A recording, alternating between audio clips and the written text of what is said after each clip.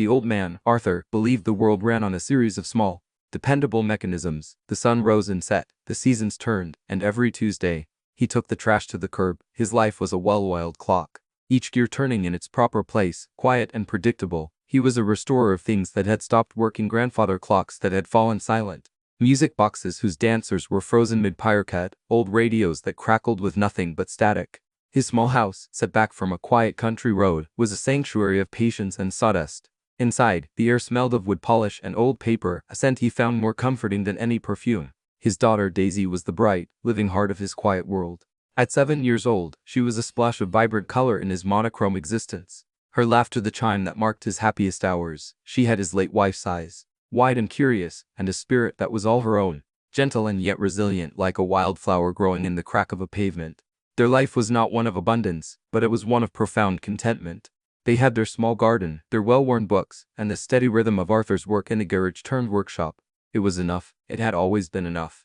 Then came the storm. It rolled in from the west on a Thursday evening, a bruised and angry purple cloud that swallowed the sky. The rain came not in drops but in sheets, driven sideways by a wind that howled like a hungry wolf. Arthur and Daisy were in the living room, a half-finished puzzle of a lighthouse spread across the floor, the real storm outside making the one in the picture seem tame. It was just after 9 when a sound, sharp and violent, cut through the gale, a sound of tearing metal and shattering glass. It was close, too close. Arthur's first instinct was to pull Daisy closer, his hand resting on her head as he peered through the rain-streaked window. A car, a sleek and impossibly black sedan that looked utterly alien on their gravel road, was crumpled against the ancient oak tree at the end of his driveway. Its headlights were askew, one staring blankly at the sky, the other flickering weakly into the deluge. "Stay here," he told Daisy, his voice calm, betraying none of the sudden tension in his shoulders. "Don't move from that spot." He pulled on his heavy work boots and shrugged into his worn canvas jacket, the one that smelled of the workshop.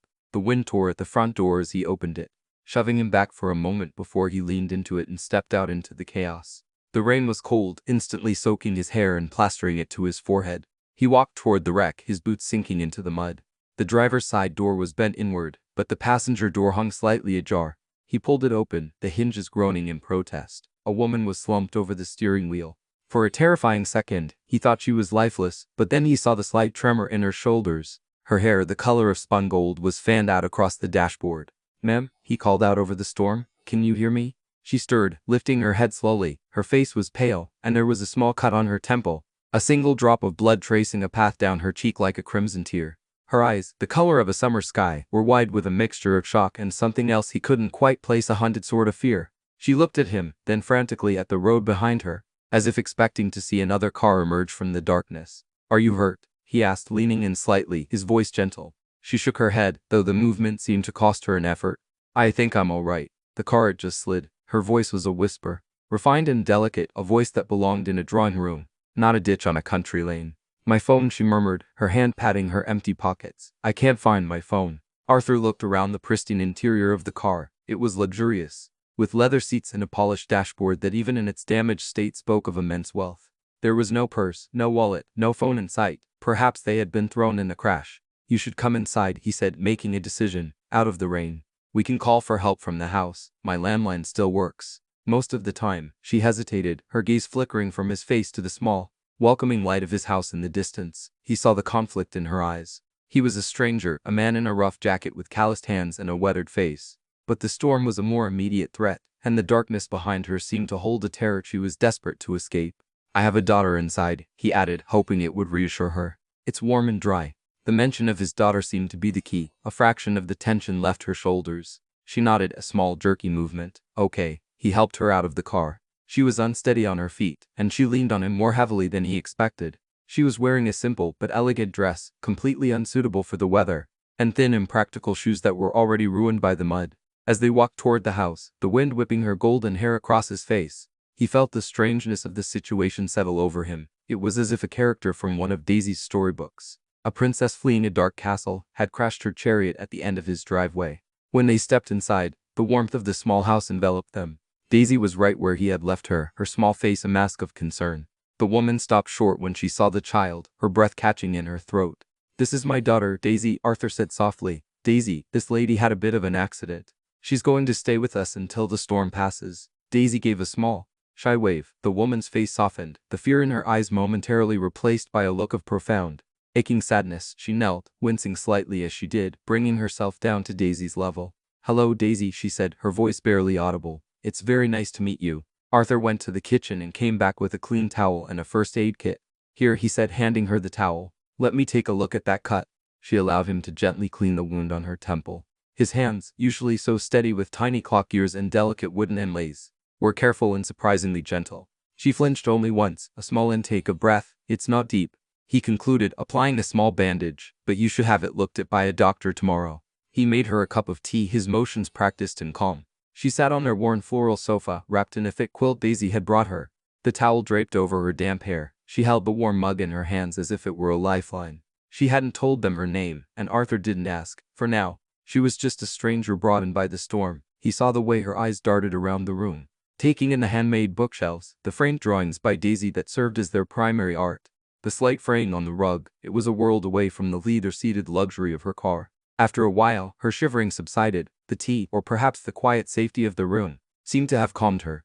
"The phone line is dead," Arthur said, returning from the kitchen where he'd been checking the wall-mounted phone. "The wind must have knocked it out. We'll have to wait until morning to call a tow truck." She nodded, seeming almost relieved by the news. The idea of being cut off from the outside world didn't seem to frighten her. If anything, it seemed to be a reprieve. "You can take the couch for the night," he offered. "It's not much, but it's comfortable enough." She looked at him, her blue eyes searching his face. "Why are you doing this?" she asked, the question hanging in the quiet air between them. "You don't know me." Arthur looked over at Daisy, who had fallen asleep on the rug, her head pillowed on a cushion, the lighthouse puzzle forgotten. He pulled the quilt up over his daughter's small shoulders. "Because it's a bad night to be alone on the road," he said simply, "and because everyone deserves a safe place to wait out a storm." He showed her where the extra blankets were and pointed her to the small bathroom. He didn't pry or press for details. He simply accepted her presence as he accepted the storm as something unexpected that had arrived and would, in its own time, pass. He checked the locks on the doors, a habit from years of being a single father, and then retreated to the small bedroom he shared with Daisy, carrying his sleeping daughter in his arms. The woman was left alone in the quiet living room, the sound of the rain on the roof a steady drumbeat. She curled up on the sofa, pulling the handmade quilt tightly around her. It smelled of wood smoke and lavender. She hadn't felt this safe in years. She didn't know the name of the man who had taken her in, but she knew the nature of his character. It was there in the gentle way he spoke to his daughter, in the careful way he had tended to her cut, in the unquestioning shelter he had offered.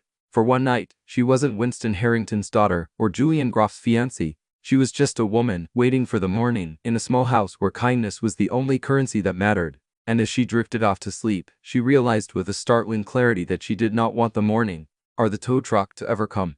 Clara awoke to a world washed clean. The storm had passed, leaving behind a sky of pale watercolor blue and the scent of damp earth.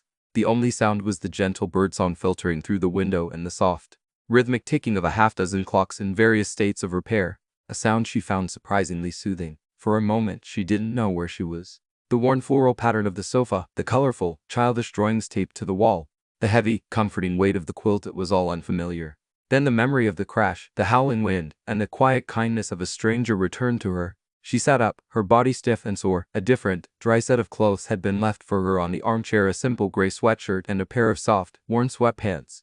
Beside them was a neatly folded note. "Figured you might be more comfortable in these. Bathroom is free. Help yourself to anything in the kitchen, Arthur." His name was Arthur. It suited him. It was a name that sounded solid and dependable. Like old wood, she changed into the clothes. They were far too big for her, but they were warm and soft against her skin. She felt a strange sense of comfort in their anonymity, a release from the tailored, constricting garments of her other life. She found her way to the small, sunlit kitchen. Arthur was at the stove, a spatula in hand, while his daughter, Daisy, sat at the small wooden table, meticulously coloring in a picture of a dragon. Daisy looked up as Clara entered and gave her a small, shy smile. "Good morning," Arthur said, his voice a low rumble. He didn't seem surprised to see her, just accepting. "Sleep all right?" Clara nodded.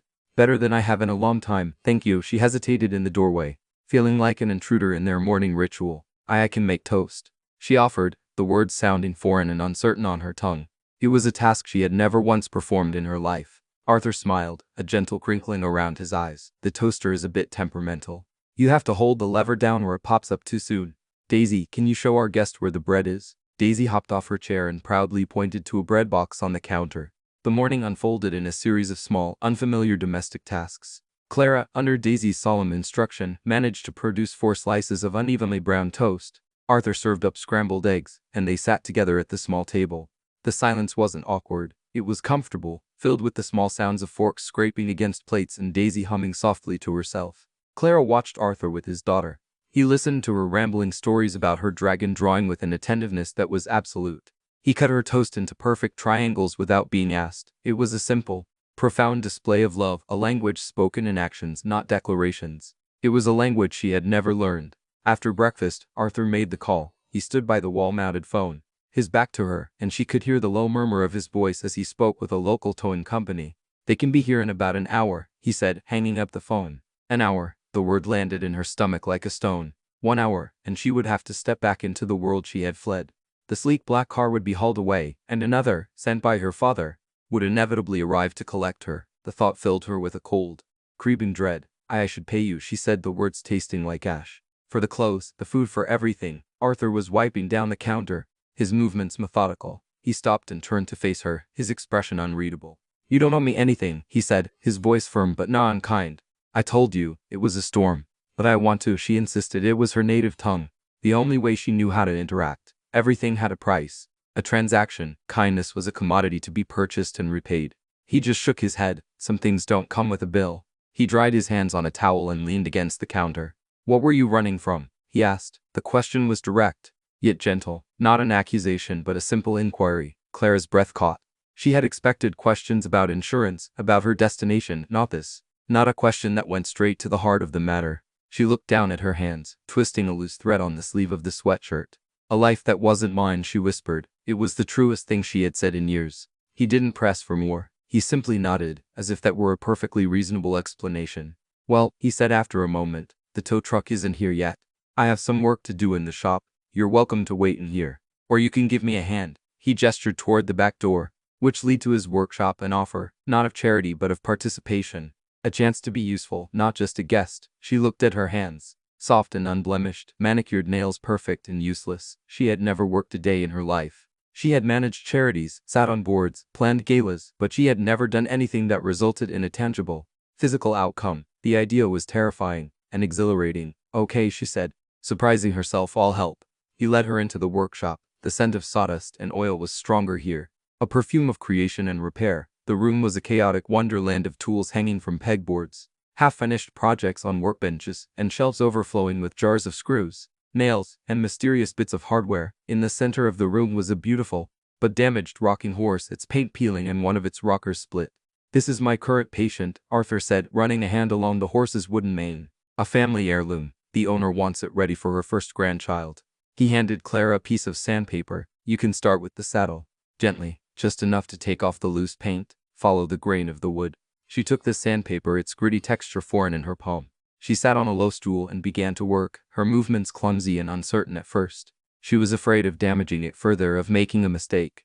"Don't be scared of it," Arthur said, his voice coming from behind her. He placed his hand over hers, guiding her motions. His hand was warm and calloused, a stark contrast to her own. He showed her the right amount of pressure, the long, smooth strokes. "The wood will tell you what it needs," he said softly. "You just have to listen." They worked in a comfortable silence, the only sound the rhythmic rasp of sandpaper against wood and the ticking of the clocks. Daisy came in and sat in a corner, drawing in her sketchbook. For the first time, Clara felt a sense of purpose that had nothing to do with her name or her bank account. She was simply a person, doing a job. She was focused on the simple, physical task, and the noise in her head, the constant chorus of expectations and obligations, finally fell silent.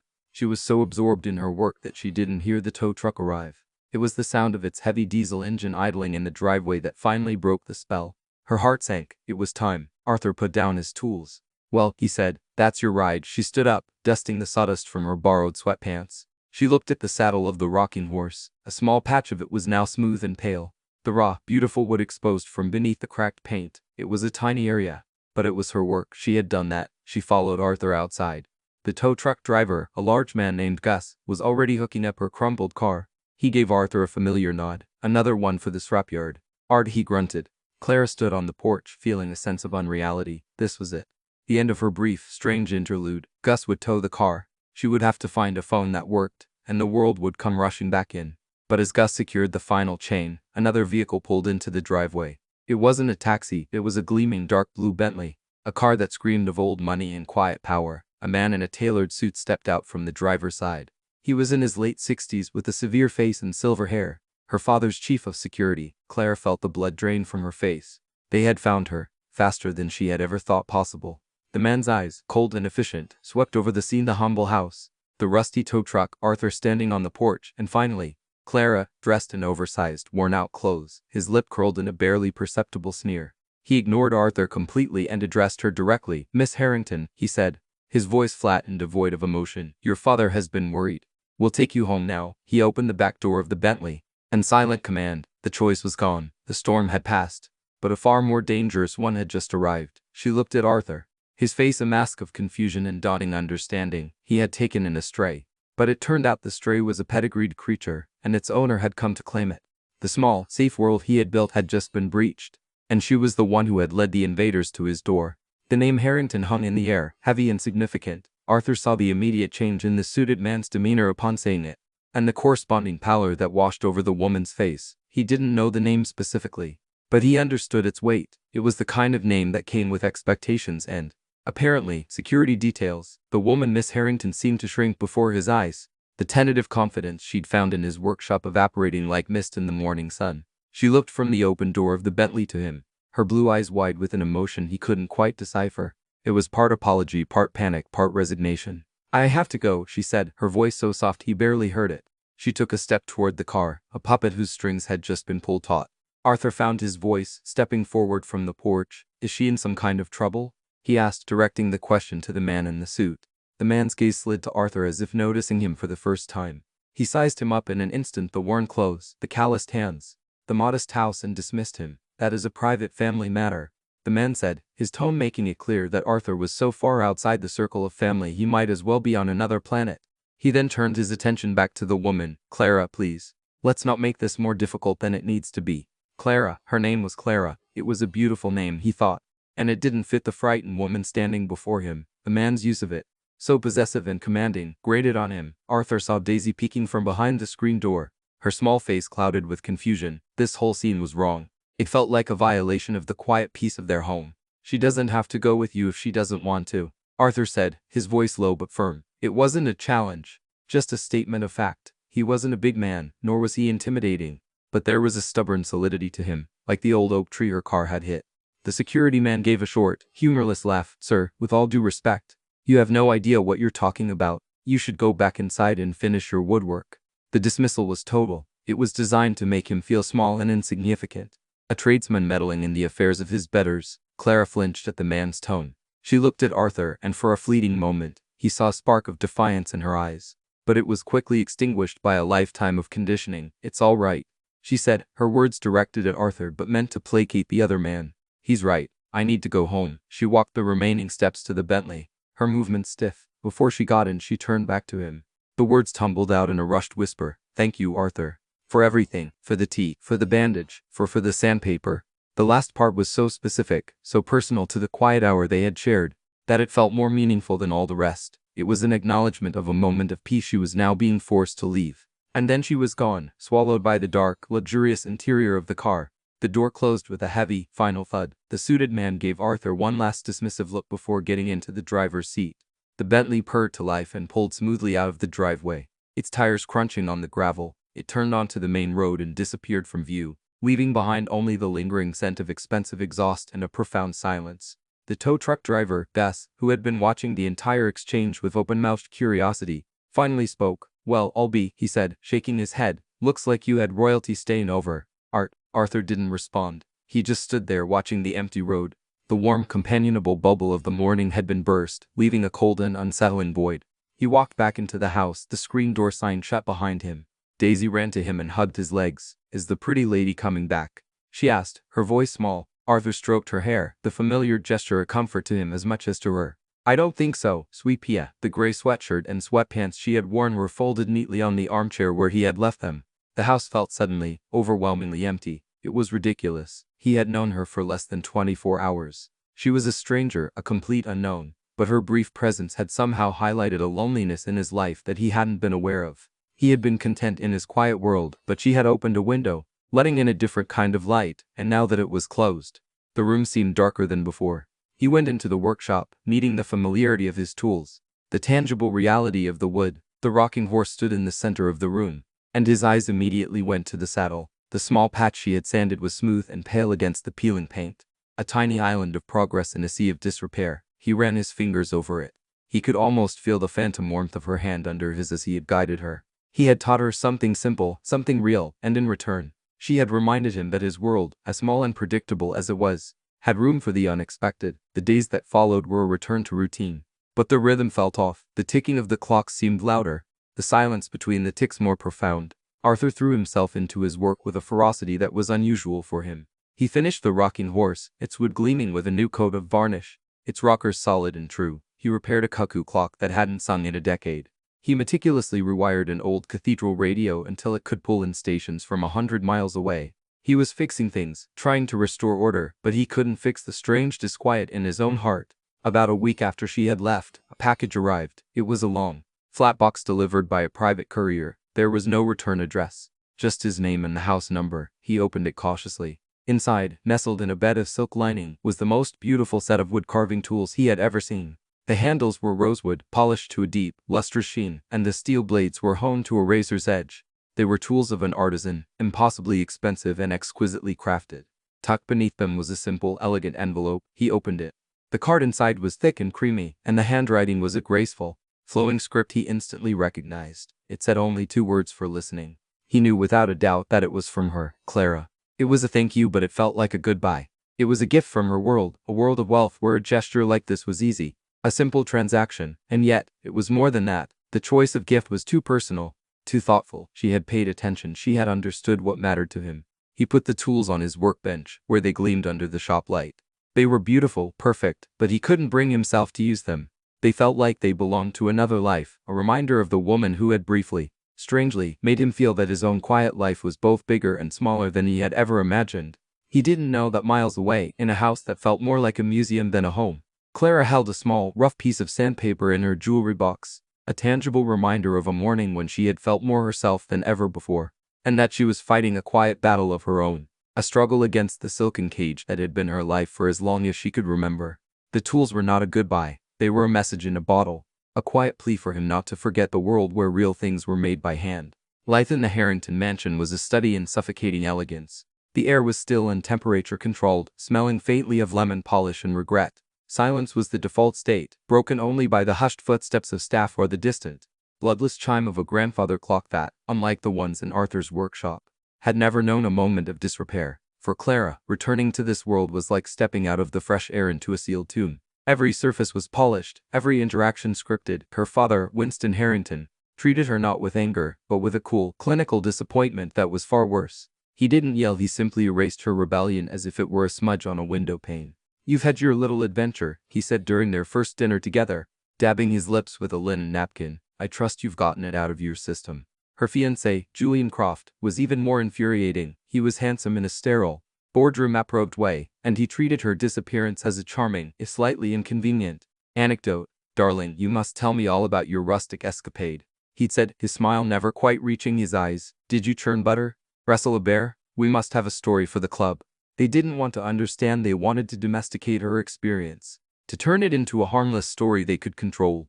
They couldn't comprehend that the rustic escapade, as Julian called it, had been more real to her than anything in this house of polished surfaces. She tried to explain. "He was a kind man, father. He helped me." Winston had simply waved a dismissive hand. The lower classes are often quaint in their simplicity. He saw Harrington in distress and likely hoped for a reward. "I've had my office send him a generous check. Consider the matter closed." A check. The thought of Arthur receiving a cold, impersonal check for his innate human decency made Clara feel physically ill. It was a profound insult, a complete misunderstanding of the man he was. She knew Arthur would never cash it. He would likely burn it. The thought gave her a small, bitter satisfaction. Her days became a blur of fittings for her wedding dress, meetings with caterers, and excruciatingly dull charity luncheons. She was a doll being dressed and positioned for the grandest party of the season, her wedding to Julian, a merger of two powerful families that had been arranged since she was a teenager. She moved through it all in a fog of compliance, but inside, a quiet rebellion was taking root. It was nurtured by the memory of sawdust on her hands and the uncomplicated smile of a little girl named Daisy. She found herself retreating to her art room, a space her father had created for her as a child but which she had long since abandoned. She didn't paint, she just sat there, holding the piece of sandpaper she had taken from Arthur's workshop. She would run her thumb over its gritty surface, the texture a connection to a world where value was created, not just inherited. One afternoon, she found Daisy's drawing of the dragon, which she had unknowingly tucked into the pocket of the dress she'd been wearing the night of the crash. The staff had cleaned and pressed the dress, but had left the small, folded paper inside. She smoothed it out. The dragon was bright orange with purple wings, and it was breathing flowers instead of fire. It was a small, perfect piece of innocence, a dispatch from a better world. That was when the idea began to form. It was a wild, desperate plan, but it was hers. She had a trust fund, a separate account her grandmother had left her, one that her father didn't directly control. It wasn't his vast fortune, but it was substantial. It was her escape hatch. Meanwhile, back on the quiet country road, Arthur was trying to find his equilibrium. He had received the check. It was for a staggering amount, enough to fix his leaky roof, buy a new truck, and ensure Daisy's college education without a second thought. It sat on his mantelpiece, a piece of paper that felt both like a temptation and a poison. He hated it. It was payment for an act that required no payment. It reduced his simple gesture of kindness to a service rendered. He couldn't bring himself to cash it, but he couldn't bring himself to burn it either. It was a link to her, the only one he had besides the gleaming, unused tools. Daisy, with the uncanny perception of a child, knew something was wrong. Her father was quieter than usual. He still read to her every night and helped her with her homework. But the easy laughter that used to fill their small house was gone. He seemed to be listening for something, a car on the gravel drive, a knock on the door. One Saturday, they were in the garden, pulling weeds from the tomato patch. Daisy held up a small, perfectly formed ladybug on her fingertip. "Daddy," she said, her voice serious. "Are you sad because the pretty lady left?" Arthur stopped what he was doing and looked at his daughter. He had tried to shield her from his own melancholy, but she saw right through him. He sighed, pulling off his muddy gloves. "Yeah, sweet Pia," he admitted. "I guess I am." "I miss her too," Daisy said, letting the ladybug fly away. She smelled like rain. The simple, poetic observation struck Arthur with surprising force. That's what she had been, a storm that had passed through and washed everything clean, making him see his own life in a new, sharper focus.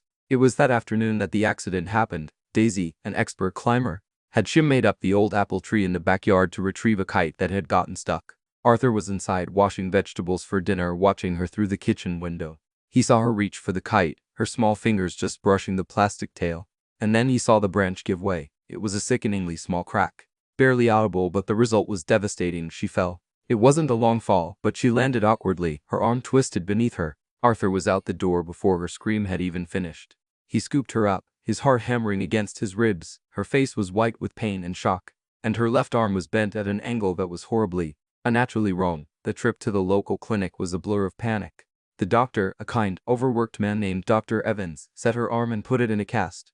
But his expression was grave. "It's a bad break, Arthur," he said, showing him the x-ray, a compound fracture of the ulna and radius. "I've done what I can, but for a break this severe in a child, she really needs to see a pediatric orthopedic specialist, someone who can ensure it heals properly, without affecting her growth plate." Dr. Evans scribbled a name and number on a piece of paper. "It was a specialist in the city, 2 hours away. He's the best," the doctor said, "but he's not cheap." Arthur knew what that meant. His insurance was basic. It covered emergencies like this. But a top-tier, out-of-network specialist was another matter entirely. The cost would be ruinous. He sat beside Daisy's bed in the small clinic room, watching her sleep, her face pale against the white pillow, her small chest rising and falling.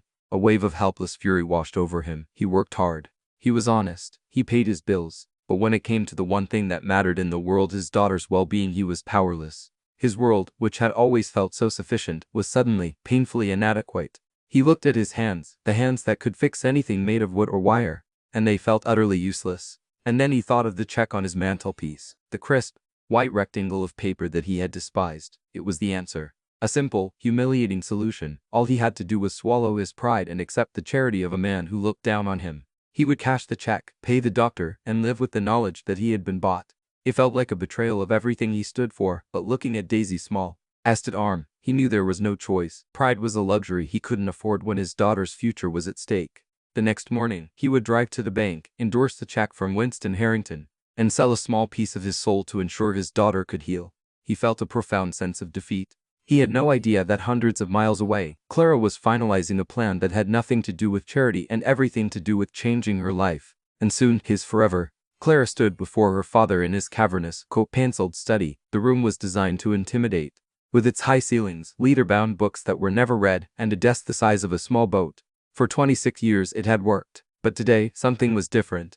Clara felt a strange, unaccustomed calm. She had Daisy's drawing of the flower-breathing dragon in her pocket, a talisman of a world where imagination was more valuable than stock portfolios. "Father," she began, her voice clear and steady, "I am not going to marry Julian." Winston didn't even look up from the document he was signing.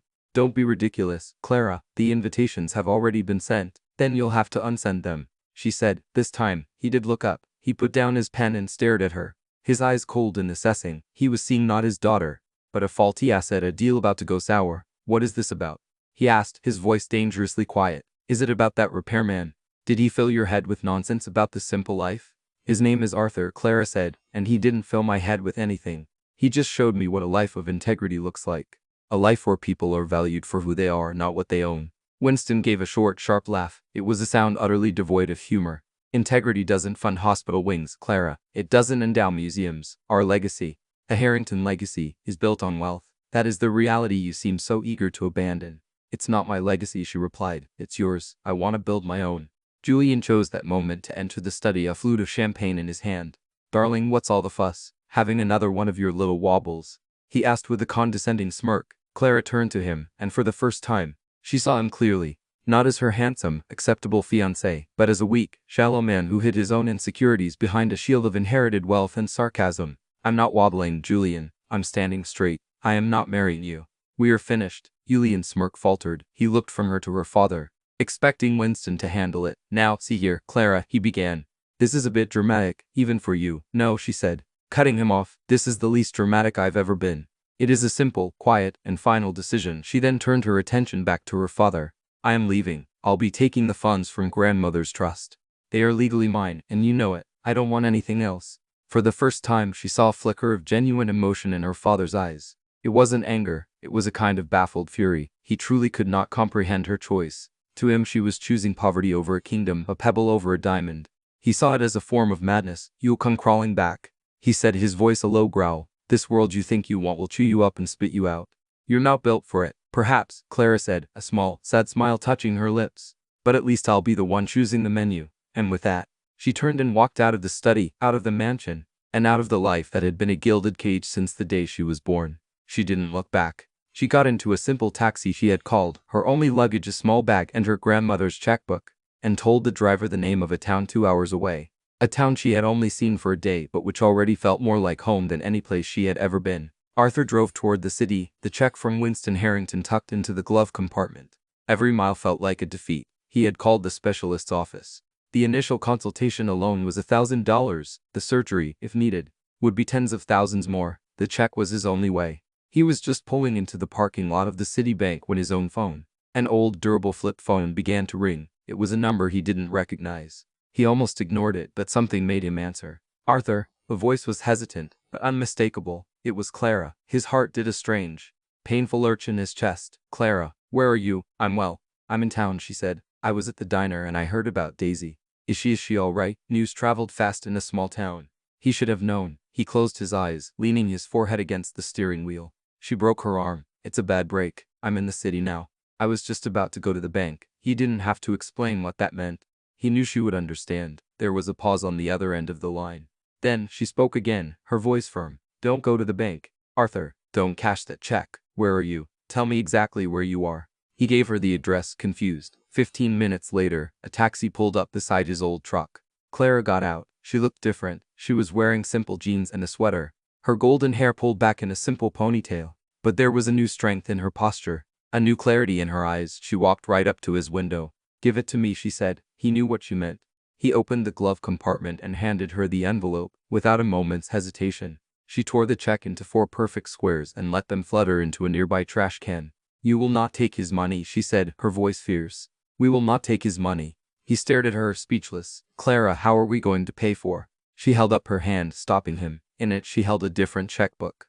"My grandmother was a wise woman," she said. "She always believed a person should have their own key, just in case they found themselves locked in the wrong castle." She opened the checkbook and a pen. "Tell me the name of the doctor." He was still reeling, trying to process the sheer force of her presence. She had come back, not as a frightened runaway but as a rescuer. She had come back for him, for Daisy. He told her the doctor's name, and she wrote out a check for an amount that made his head spin, leaving the paid line blank for the hospital to fill in. She signed it with a flourish. Clara B. Sparrow. Sparrow, he asked, looking at the unfamiliar signature. A brilliant, radiant smile broke across her face. It was the first time he had ever seen her truly smile, and it transformed her. It was my grandmother's maiden name, she explained. I think Harrington has been my name for long enough. I thought I'd try on one that knows how to fly. He looked from her smiling face to the check in his hand. A passport to his daughter's healing, offered not as charity but as a partnership. Clara, he started, his voice thick with emotion. I can't let you do this. You're not letting me do anything, Arthur, she said, her expression softening. She reached through the open window and gently touched his cheek. Her hand was warm. You opened your home to a stranger in a storm. You showed me what kindness was. Now, let me help you with this. Let me be the safe harbor for a change. Tears welled in his eyes. Tears of relief and a profound, overwhelming gratitude that went far beyond the money. It was the fact that she had come back, that she had chosen to, that she had torn up her father's check and in doing so, had torn down the wall between their worlds. Okay, he whispered. It was all he could manage. Okay, Clara Sparrow. And in the sterile parking lot of a city bank, with the torn pieces of his pride and her father's power lying in a nearby trash can, something new and beautiful began to take root. It wasn't about money or social class. It was about two people, from two different worlds, choosing to build a new one together, starting with an act of trust and a shared hope for a little girl's healing. The specialist's office was the antithesis of Arthur's workshop. It was all cool tones, brushed steel, and hushed efficiency. In another life, Clara would have felt at home here, but now it felt sterile and impersonal. She sat beside Arthur in the waiting room. Daisy nestled between them, her small hand holding tightly to Clara's. Daisy, far from being intimidated by Clara's sudden reappearance, had accepted it with the simple logic of a child. The pretty lady was back, and that was a good thing. She didn't ask why she had left or why she had returned. She just leaned her head on Clara's shoulder and showed her the new, bright pink cast on her arm, which she had already started to decorate with shaky, left-handed drawings of flowers. Arthur was quiet, a storm of emotions churning behind his calm exterior. He felt a sense of whiplash, his world having been turned upside down and then right side up again in the span of a few hours. He was overwhelmed by Clara's generosity, but even more so by her presence. Having her here, so solid and real beside him, felt both impossible and completely natural. When the specialist, a brisk but kind woman named Dr. Anya Sharma, called them in, Clara handled everything with an effortless competence that Arthur found himself admiring. She asked intelligent questions about the procedure, discussed recovery timelines, and handled the mountain of paperwork without a flicker of hesitation. She was a different person from the frightened woman who had crashed her car in the rain. She was a force. Dr. Sharma explained that Daisy would need surgery. A pin would be inserted to ensure the bones healed perfectly straight. It's a routine procedure, but it's the right thing to do for her long term.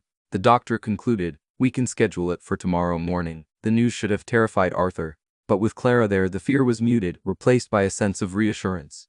They were a team. They could handle this. They left the clinic and found a small, quiet hotel near the hospital for the night. Arthur felt a pang of guilt at the expense, but Clara waved it away. We need to be close by for Daisy, she said, her tone leaving no room for argument. That evening, after Daisy had fallen asleep in one of the hotel beds, exhausted from the day's ordeal, Arthur and Clara sat in the dim light of the room. The silence between them was charged with all the things that had been left unsaid. You didn't have to come back, Arthur finally said, his voice low. I know you didn't. You could have stayed in your own world. Clara was looking out the window at the city lights, a glittering tapestry that seemed a million miles away. That wasn't my world, Arthur, she said softly. It was a beautiful, elaborate stage, and I was just an actress playing a part I never auditioned for. My lines were written for me, my costumes chosen. I didn't know how to leave until I saw what a real life looked like. She turned to face him. Your life. It's not about what you have. It's about what you do. You build things. You fix what's broken. You love your daughter with a fuseness that is the most beautiful thing I have ever seen. That's real. My life is simple, he said, feeling the inadequacy of the word. It's not simple, she countered. It's clear. There's an honesty to it. My old life was complicated, but it wasn't honest. He looked at her, at the sincerity shining in her blue eyes, and he felt a lifetime of carefully constructed emotional walls begin to crumble. He had loved his wife deeply, and after she was gone, he had closed that part of his heart off, pouring all his love and attention into Daisy and his work. He had never imagined letting anyone else in, and yet, here was this woman. This impossible, wonderful woman who had crashed into his life and was now rebuilding it alongside him. What will you do now? He asked. You can't stay on my couch forever. A small smile played on her lips. I've been thinking about that. Your workshop, it's amazing. But you're one man, you restore things. But what about the business side? Finding new clients, managing the books, maybe even creating a website so people can see your work? She leaned forward, her eyes alight with an excitement he found contagious. And what about the pieces that are too far gone to be repaired? The beautiful old wood, the intricate metalwork. We could turn them into something new. Art, jewelry, furniture, a new life for old things. She was painting a picture of a future he had never dared to imagine. A future where his passion could become something more, something bigger. A future that included a we. The next morning they walked Daisy down to the pre-op room. The little girl was brave, clutching a small, stuffed bear Clara had bought her in the hotel gift shop. Clara knelt down in front of her. When you wake up, your arm will be on the mend, she said softly, and we'll be right here waiting for you. And we can paint your new cast any color you want. Daisy nodded, her lower lip trembling just a little. Promise, she whispered. Promise, Clara said, kissing her forehead. Arthur did the same, his heart aching with love and fear. They watched as the nurse wheeled her away through a set of double doors. And then they were alone in the hallway, the silence deafening. Without thinking, Arthur reached out and took Clara's hand. His fingers, rough and calloused, wrapped around hers, soft and smooth. She squeezed back, her grip firm and reassuring. They didn't speak. They just stood there, holding hands, two people from different worlds, united in their love for a little girl and in the unspoken promise of a shared future. They were a strange and unlikely pair, the quiet restorer and the runaway heiress. But in that sterile hospital corridor, it felt like the most natural thing in the world. They had both been broken in their own ways, their lives knocked off course. And now, together, they were beginning the slow, patient work of restoration, not just of old clocks or broken bones, but of their own hearts. The road ahead was uncertain, but for the first time in a long time, neither of them felt like they were walking it alone. 2 months later, the late autumn sun streamed into Arthur's workshop, illuminating dancing dust motes and the rich grain of polished wood. The space was transformed. It was still unmistakably Arthur's domain, with its rows of tools and the comforting scent of sawdust. But now there was a new energy, a new order. A large, clean desk stood in one corner, a sleek laptop open upon it. This was Clara's station. The walls, once bare plaster, were now adorned with beautifully framed photographs of Arthur's best restoration projects. A new sign hung over the door, freshly painted in elegant script: Holloway Sparrow Restorations. Life had settled into a new rhythm, one that was both comfortable and exciting. Clara, it turned out, had a brilliant mind for business and an artist's eye. She had launched a website that was a testament to simple elegance, showcasing Arthur's work with a reverence that made each repaired clock and music box look like a museum piece. Orders began to come in from farther afield than Arthur had ever imagined. He was now restoring a delicate 18th-century French mantel clock for a client in Boston and corresponding with a collector in Chicago about a set of antique wooden chairs. He was still the same quiet craftsman, but Clara had built a megaphone for his talent, allowing his quiet work to be appreciated by a wider world. Clara, in turn, had found her own niche. She had started a new line of products for the business, which she called Reclaimed Beauty. She would take the pieces of wood that were too damaged for Arthur to use: a splintered chair leg, a warped tabletop, and transform them. She sanded them down, polished them with beeswax, and turned them into beautiful, abstract sculptures or rustic, one-of-a-kind picture frames. She had found a way to honor the history of the old things while giving them a new purpose. Her hands, once soft and useless, were now often smudged with wood stain. Her nails short and practical, she had never been happier. Daisy's arm had healed perfectly. Her new cast, which they had painted a brilliant shade of purple and covered in glitter, was a badge of honor she wore proudly. She adored Clara with the uncomplicated, wholehearted devotion of a child. She would spend hours in the workshop with them, sitting at a small table Arthur had built for her, drawing her fantastical creatures or helping Clara sort through interesting pieces of scrap wood. Their small house, once so quiet, was now filled with the sound of 3 people living and working and laughing together. It was a home in the truest sense of the word. One crisp Saturday morning, they were all working in the shop. Arthur was meticulously reassembling the intricate gears of a German cuckoo clock. Clara was polishing a sculpture made from the back of an old cello, and Daisy was painting a small wooden bird. The bell on the workshop door jingled, and they all looked up. A man stood in the doorway, silhouetted against the bright morning light. He was tall and impeccably dressed in a dark, tailored suit. For a heart-stopping moment, Clara thought it was one of her father's men.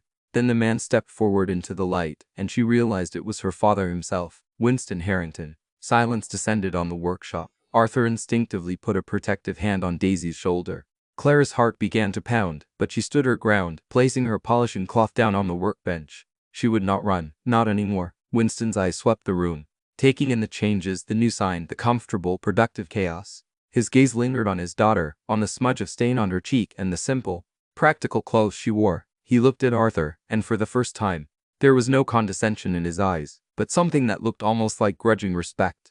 Finally, his eyes landed on Daisy, who was peering at him with wide, curious eyes from behind her father's legs. I was not aware, Winston said, his voice gravelly, that there was a child involved. His voice was not accusatory, just a statement of fact, as if he were recalculating a complex equation. She is the most important part of the equation, Clara said, her voice steady. Winston didn't respond to that directly. He was holding a long, flat box, much like the one he had sent with the carving tools. He walked forward and placed it on Clara's clean desk. Your mother, he said, his voice softening for the first time. She was a painter. Before she married me, she was quite good. She gave it all up for the life I offered her. He paused, and for a moment, he looked old and tired. I didn't want you to make the same mistake she did. I thought I was protecting you from a life of struggle. It seems I was mistaken about what constitutes a struggle. He gestured to the box. These were hers. I kept them. Clara slowly opened the box. Inside, nestled in velvet, was a complete set of professional oil paints, brushes worn smooth with use, and a palette still bearing the faint stains of colors mixed decades ago. It was a piece of her mother she had never known, a secret history, an artist's soul that had been packed away. It was an apology. It was a surrender. It was, in his own way, a blessing. The life you have chosen, Winston said, looking around the workshop one last time. It is tangible. I wish you well with it, Clara. He turned, and without another word, he walked out of the workshop, got into his waiting car, and drove away. Tears streamed down Clara's face as she ran a hand over her mother's paintbrushes. They were not tears of sadness, but of release, a final, broken chain falling away. Arthur came and stood behind her, his arms wrapping around her in a gesture that was both comforting and strong. He rested his chin on the top of her head. Daisy came over and hugged her legs. They stood there for a long time, a small, unlikely family, surrounded by the beautiful, broken things they had dedicated their lives to fixing.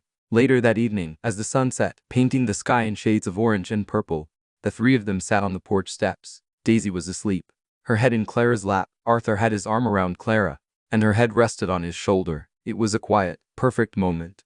He sent you those expensive tools, didn't he? Clara murmured, thinking of the unused set in the workshop. Arthur smiled. He did, but I think I prefer the ones that have a little history to them. He squeezed her hand. Like us. Clara looked at the man beside her, the quiet restorer who had fixed her broken heart without even trying. She looked at the sleeping child in her lap, a daughter she now loved as her own. She looked at the small house that had become her sanctuary and the workshop that had become her purpose. Winston had been wrong. She hadn't chosen a life of struggle. She had chosen a life of joy, a life of substance, a life of love. She had been a Harrington, a name synonymous with wealth. She had become a sparrow, a name she chose for flight. But now, here, in the arms of this good man, she was simply, finally, wonderfully home.